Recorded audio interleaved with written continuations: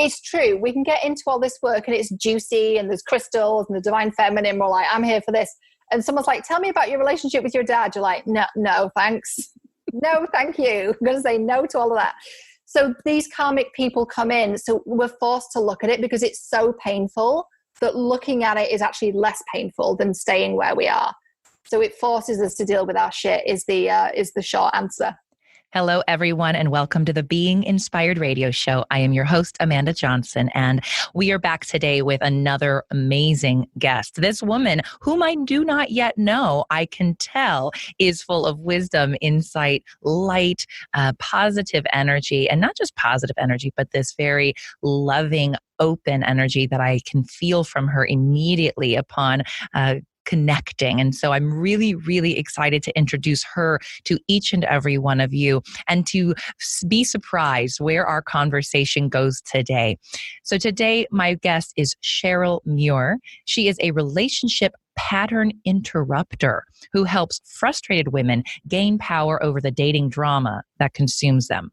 Cheryl's superpower is identifying the themes and patterns causing chaos in the love lives of smart women. By zeroing in on the core wound behind each pattern, Cheryl's clients shift in just one session. Cheryl is no nonsense and has an unorthodox approach to healing from twin flames and karmic love. Based in England, Cheryl is a certified life coach with a decade of experience in the study of the human condition. Her work has been featured in Soul and Spirit magazine, the Huffington Post, Elephant Journal, and Tiny Buddha, as well as the Plenty of Fish and Go Dates blogs.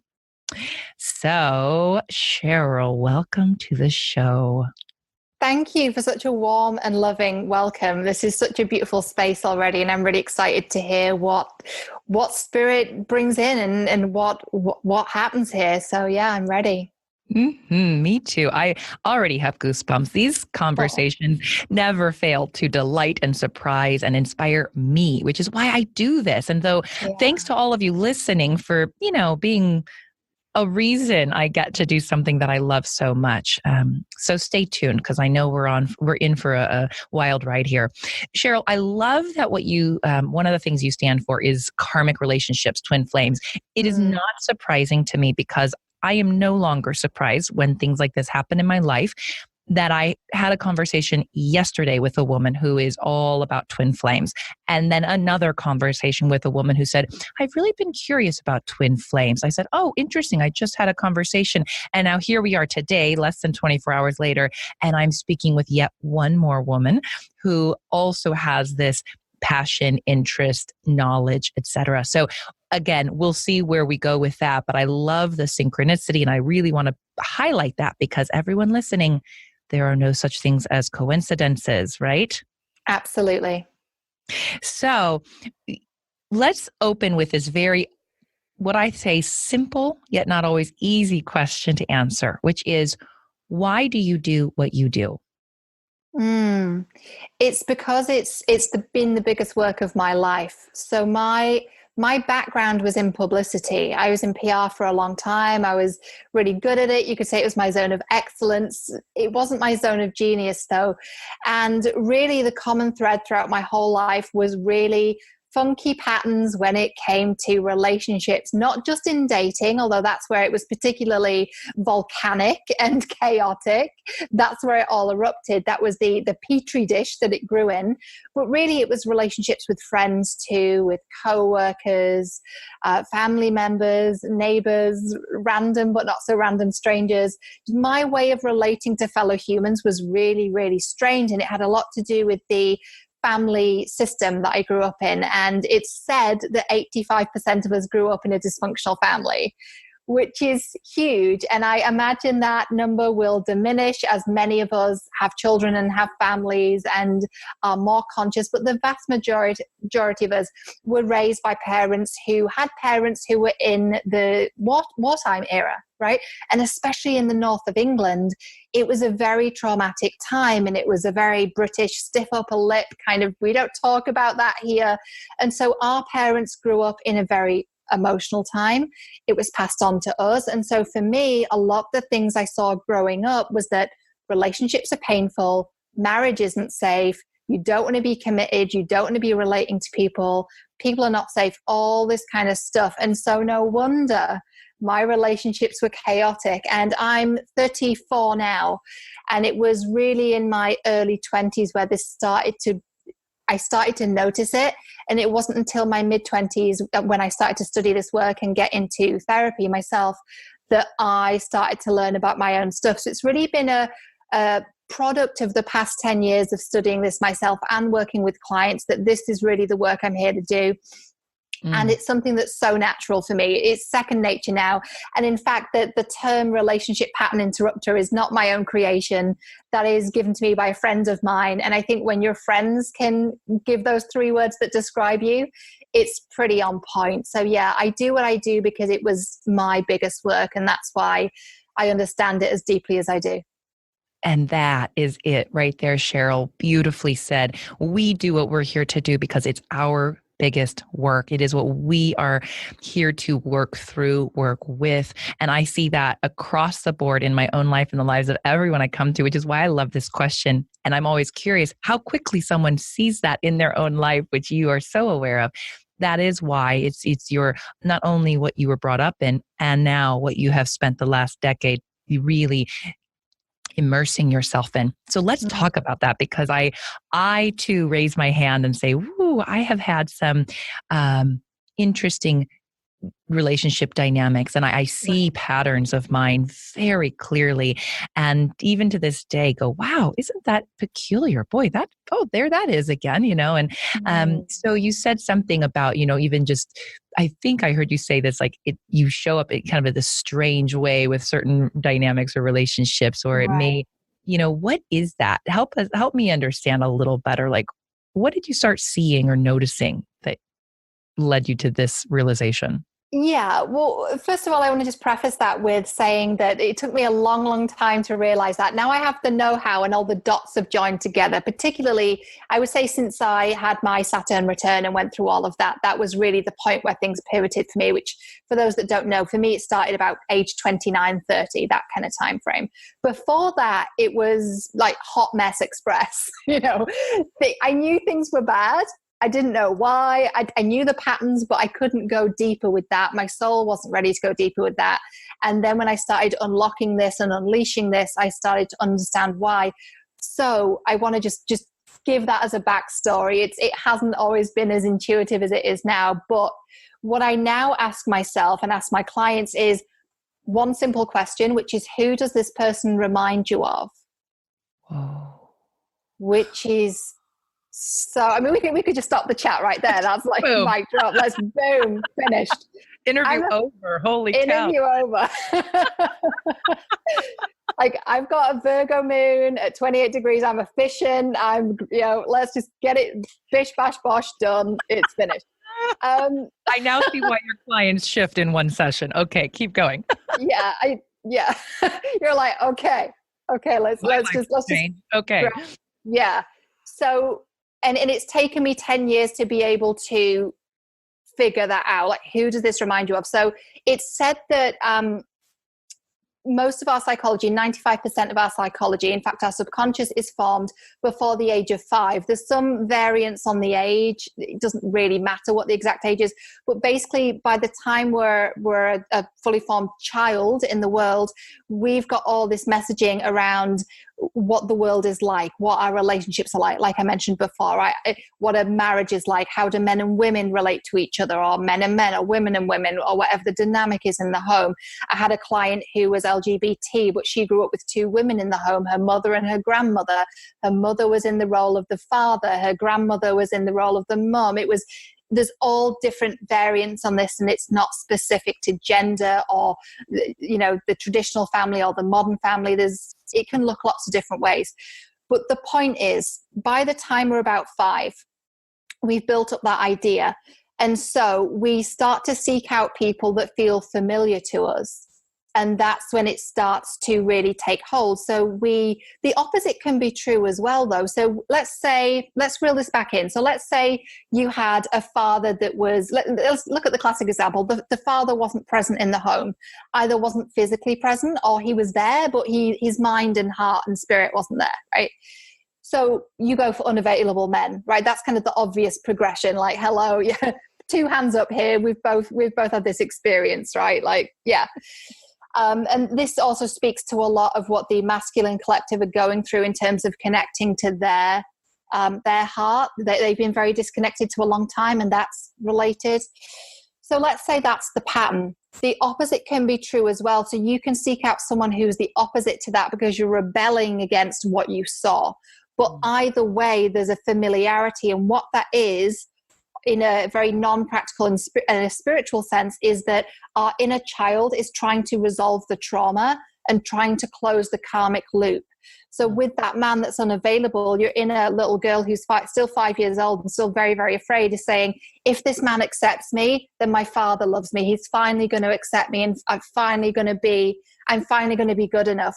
And we don't consciously think this. We're going, he's fucking hot, right? This Christian Grey type. Oh my God, not healthy. Hello. But it's like that point of attraction as well. We talk about that in manifestation, but it's also true of relationships. What are you attracted to? And sometimes it's a sexual attraction too, right? And you're like, well, how do I undo that? And it's a trauma bond often.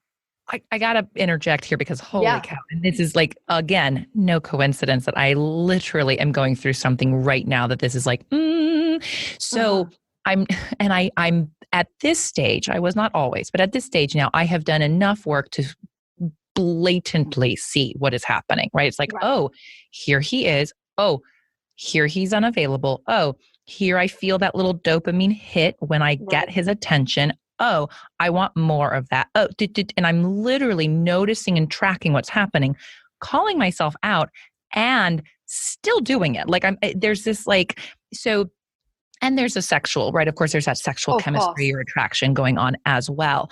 So I'm asking so selfishly and trusting somebody listening is like, thanks for asking this question, Amanda, which is, even when we are aware, even when that unconscious pattern has become conscious and we see it, what do you recommend or because again, this is, I can see karmic, and we could even say this is going beyond even my father, right? It's going beyond into past lives, ancestral, all the way back, right?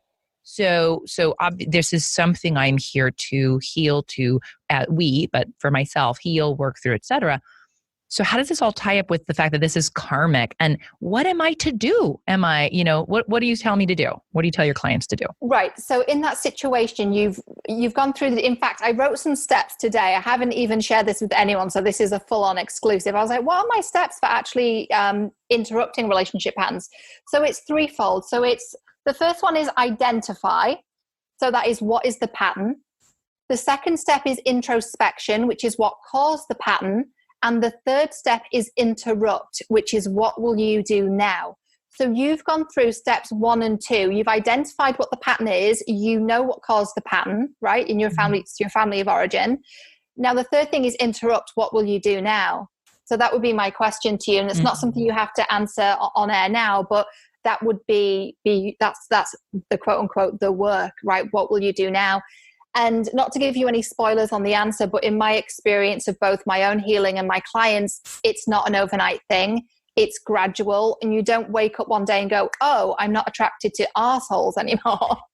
And again, this is not a judgment thing, right? Because we're the common denominator. We're the ones choosing the ass hats and the arseholes. But it's not a sudden thing like you wake up like, epiphany. It's a gradual thing that by focusing on ourselves, doing the inner work, being loving towards ourselves, doing this work with other people too, practicing it in platonic situations, because this shit comes up with friends as well, all of it, right?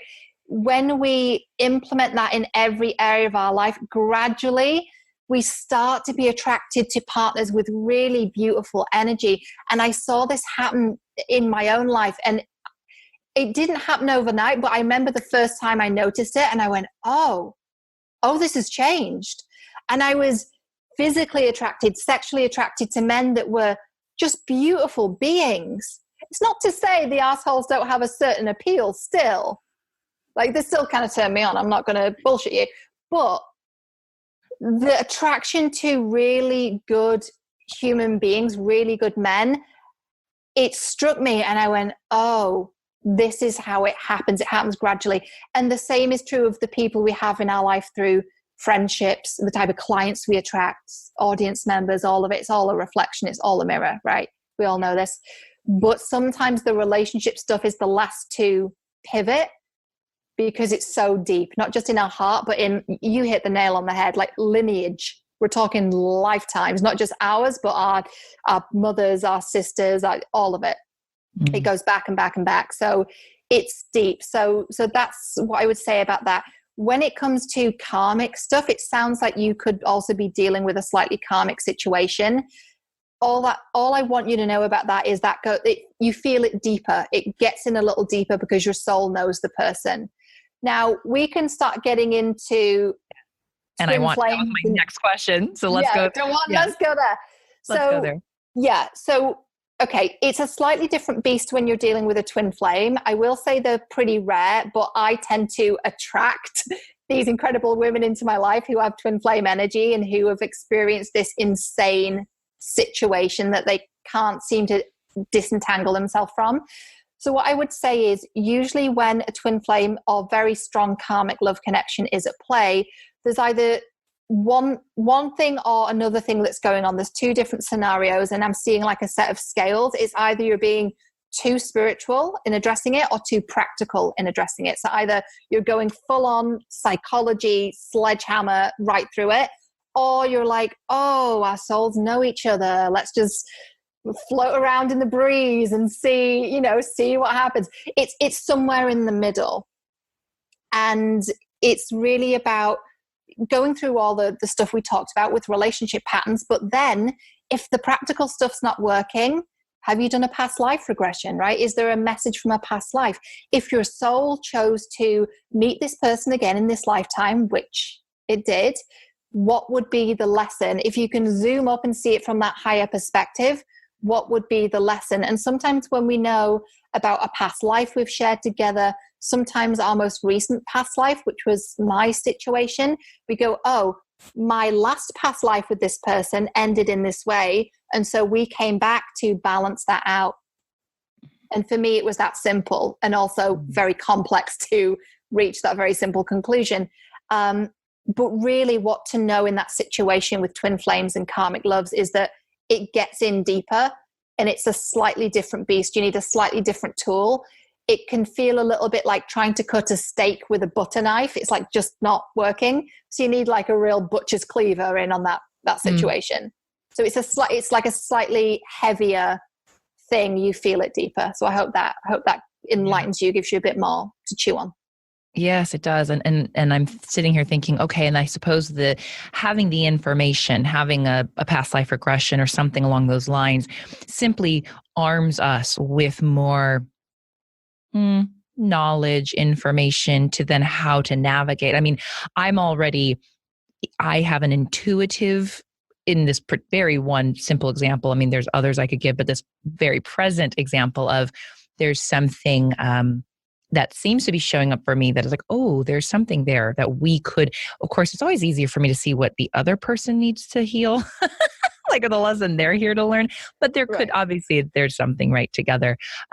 So tell me more in terms of like the twin flame. This comes up, I think a lot. It did for me. I very much became interested in twin flames a few years ago when that term first really made itself known to me. I do believe at the time I was in a twin flame relationship. And as far as I can tell, I don't want to become overly attached to the labels because I think sometimes that can actually hinder us at times. But I talk about that a lot. So I love that you said that. Good. And please elaborate. I mean, because I do believe there's also just many versions or definitions or explanations of it anyhow. So either way, I do know there is something very, very strong twin flame, karmic love, et cetera, with this other relationship that has now ended. Equally, I also have been now attracting other people into my life who, we very much know we experienced a past life together. He saw it. He did have a past life regression before meeting me, but when he saw me, knew exactly who I was and where I came from. And it was very, very powerful. And equally, I have these other connections. I have deep connections with people very quickly, certain people. All people to some degree and certain individuals even more so. typically men. So anyway, I have this my question would be, what are your thoughts on twin flames? How would you define it? Do we have multiple twin flames? Are there different categories of these relationships? I would love to hear more. Yeah, it's really interesting. I used to specialize in twin flames. That was my whole gig. That was my specialist subject, and naturally the evolution of this work really nudged me and guided me to expand to all relationships. But it really felt like a really intense study into it for that time because I was going through it.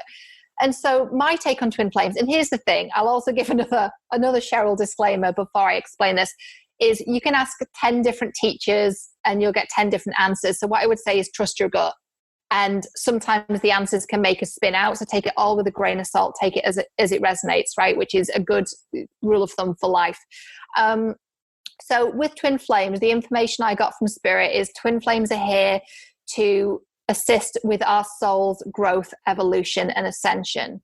So that is what it's about. It's about your growth and evolution. There's a lot of information out there. And for the love of all things holy, for people listening, please don't Google twin flames. You will fall down the rabbit hole. And we've been down the rabbit hole. You don't need to go down it. We've done that. We've got the t-shirt for you. You do not need to go down there. Because what is said is either one of two things. One, no twin flames are ever in a relationship together ever. Or all twin flames are meant to be in a relationship and they're meant to have this massive mission together.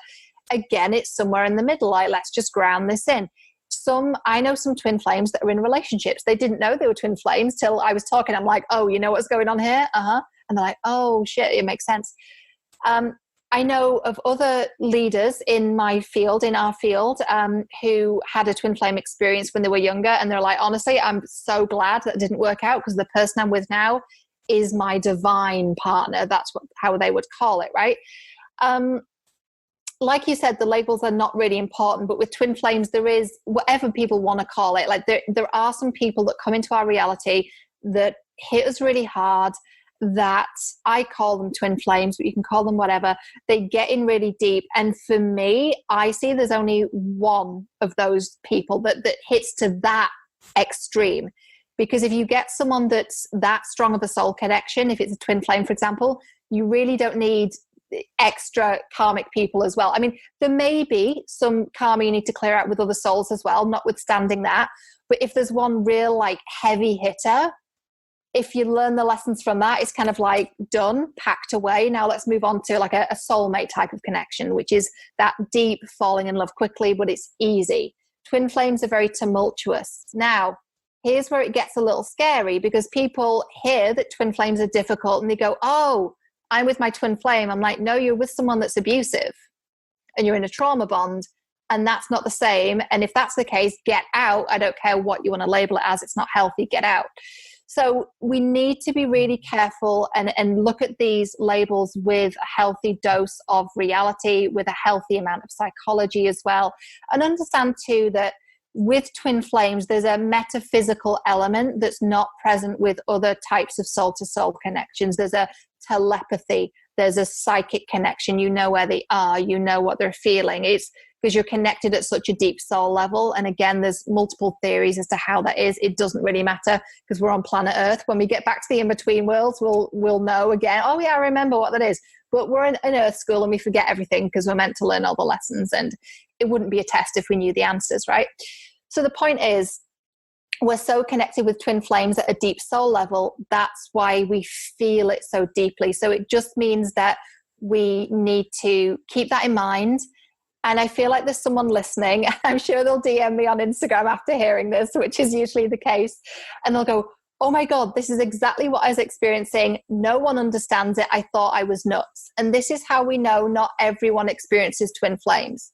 Because when I experienced it, the people around me who were spiritual people, they're like, oh, just cut the cords. Like, it's not a cord cutting situation with this person. It's deeper than that. And so, yeah, I could talk about twin flames all day, but what I really want people to know is understand that the metaphysical stuff is happening and it's real. Understand that, no, it doesn't mean you have to be in a relationship with this person. And 3, look at it from the higher perspective and ask yourself, what does my soul need to learn from this? If my soul chose this to encounter this person, what would be the lesson? And the simple way to look at that is simply asking the question, what hurts the most? Right? Is it his absence that hurts the most, him being away? Is it the fact that he's with someone else? I mean, mine was married and in a cult. Like, you can't get much more unavailable than a married man that's in a cult. Like, my soul was like, okay, you've got a pattern with unavailable men, so you know who we're going to send in? Wow. You're going to have to look at this. And I'm like, holy moly. I was forced to look at it, and I'm like, this is serious. So was there a deep soul connection with that person? Of course. Was it unhealthy? Yes. Right. And I own my partner. I'm not proud of it. But that's the honesty of what happened. Right. And so we are forced to look at our patterns. So the question is, what hurts the most? Is it the fact that they're with someone else? Is it the fact that they keep going and coming back? Like, what's the pattern and what emotions does it evoke in you, and where does that come from? And that's where the work is. So that's a lot. Take that as it resonates, and feel welcome to guide me.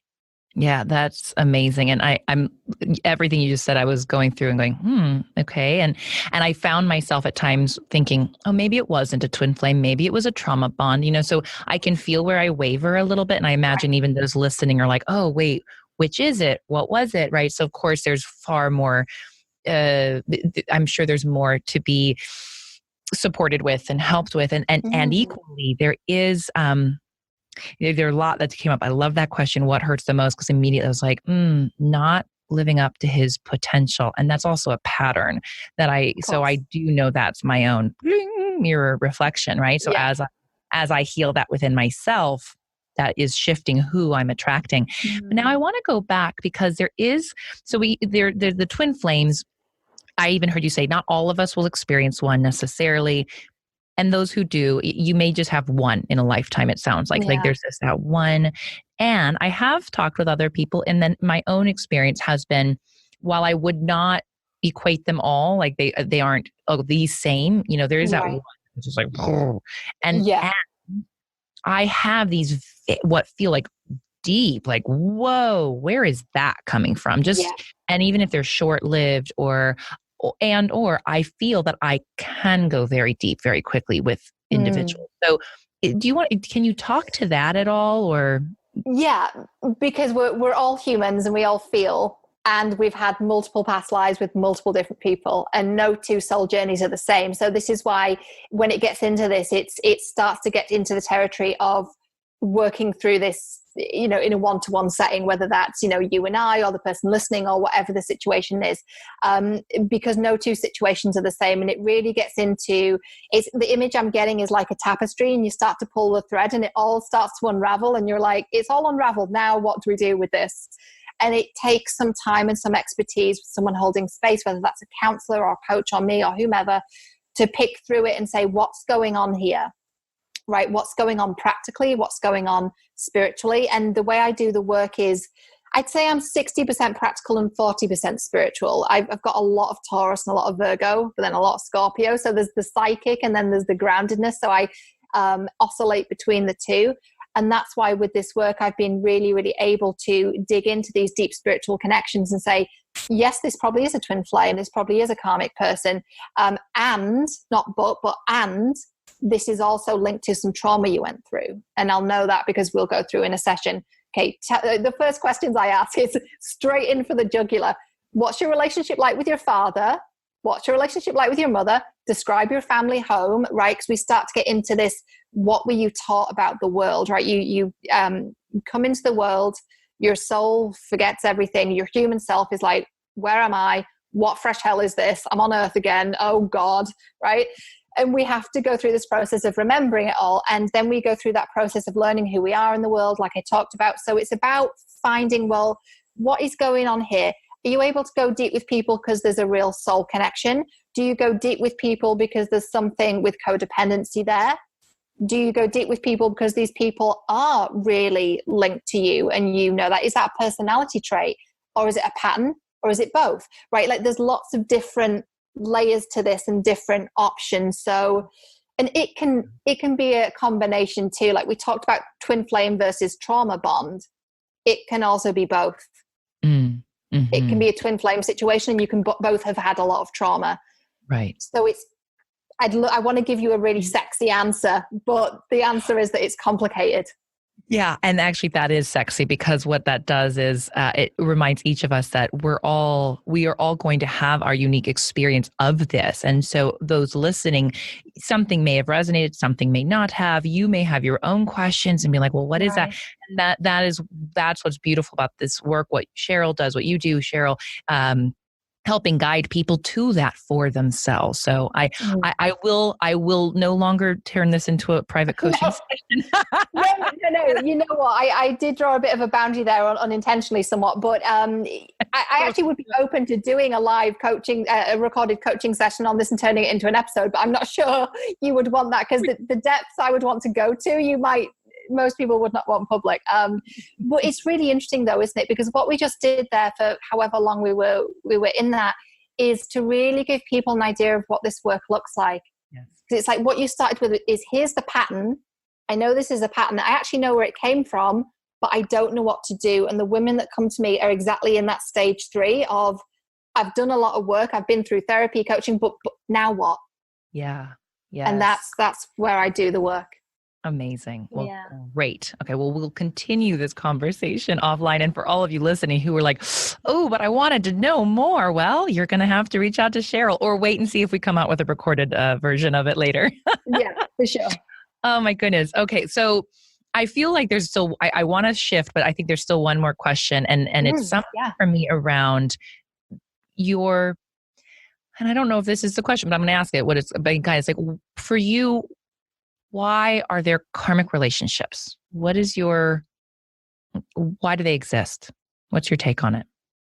There's 2 things really. It's from the spiritual side, it's the clearing karma, right? Something went down in a past life that wasn't ideal. And so we need to balance that out. Something happened that was traumatic. Karma is really just unprocessed emotions from a prior lifetime, just like trauma is unprocessed emotions from this lifetime. It's like that, but from another lifetime. So we come back to encounter this person to figure it out either consciously or unconsciously, but we're clearing the karma with this person. And we know it's clear when we kind of send them on their way and we don't necessarily want them in our lives anymore, or we might choose to, depending on what the situation is.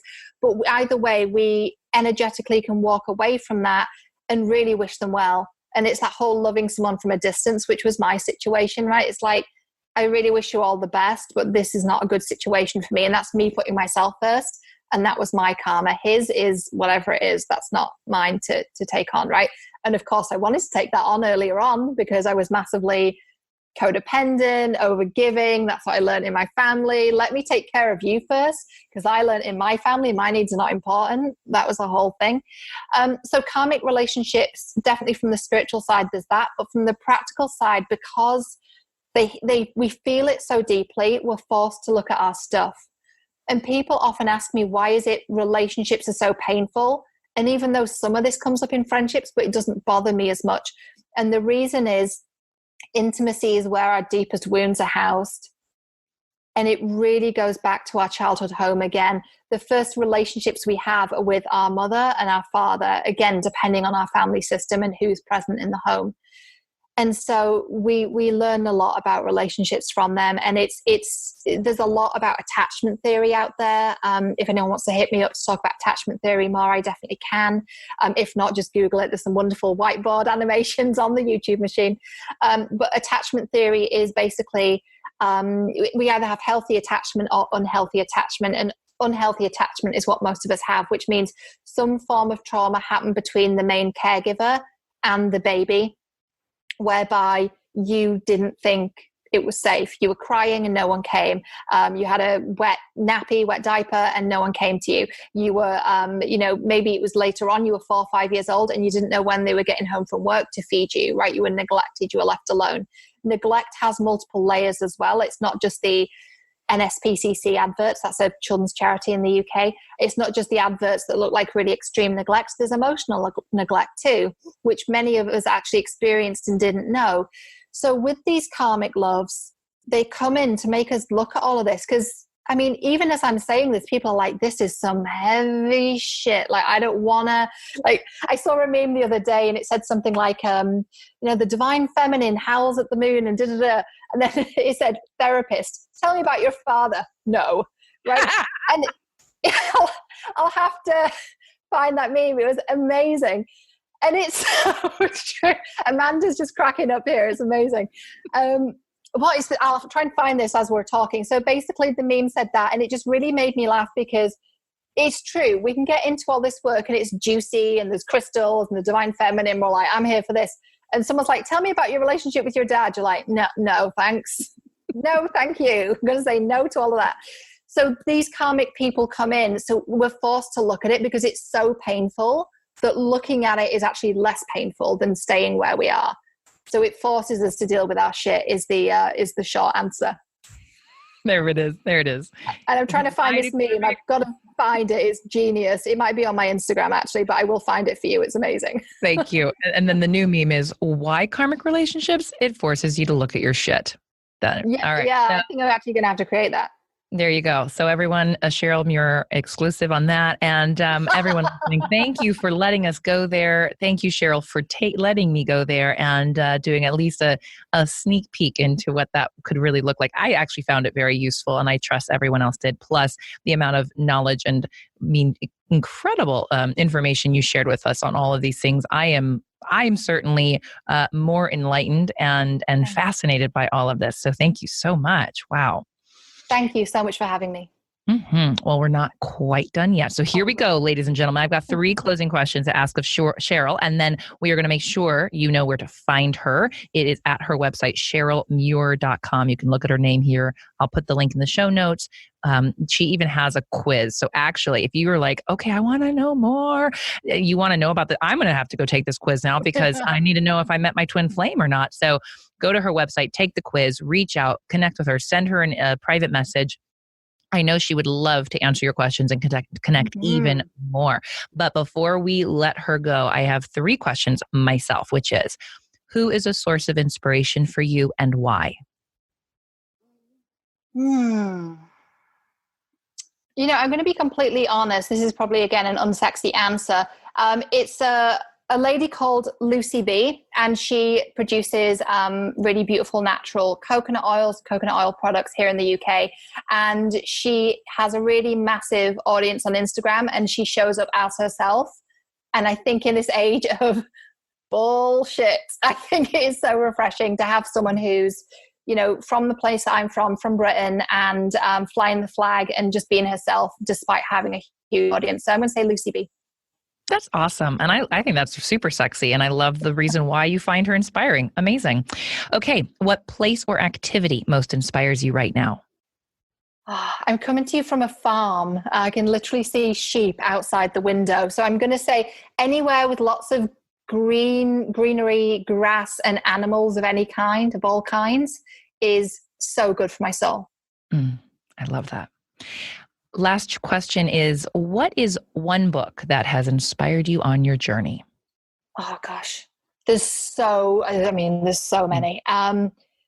I would say specific to this work, and one that had a massive impact on me a couple of years ago, and I met him and he gave me the most profound wisdom. He's a beautiful soul, is Robert Holden's book called Lovability.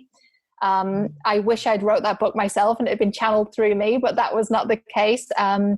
And when I met Robert and I bought his book, it was at a Hay House workshop actually, and he'd said something on the stage of, you need to understand that your self-image may never be ready for your soul's work.